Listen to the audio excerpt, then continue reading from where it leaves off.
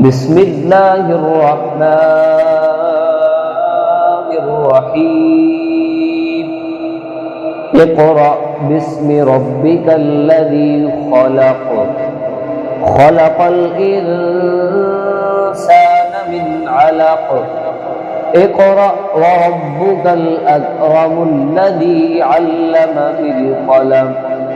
علم الإنسان ما لم يعلم كلا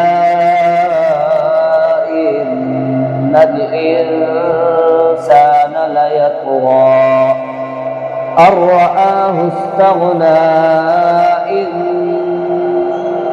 إلى ربك الرجعى أرأيت الذي ينهى عبدا إذا صلى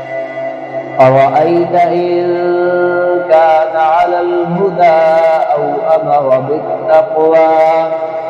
أرأيت إن كذب وتولى ألم يعلم بأن الله يرى كلا لئن لم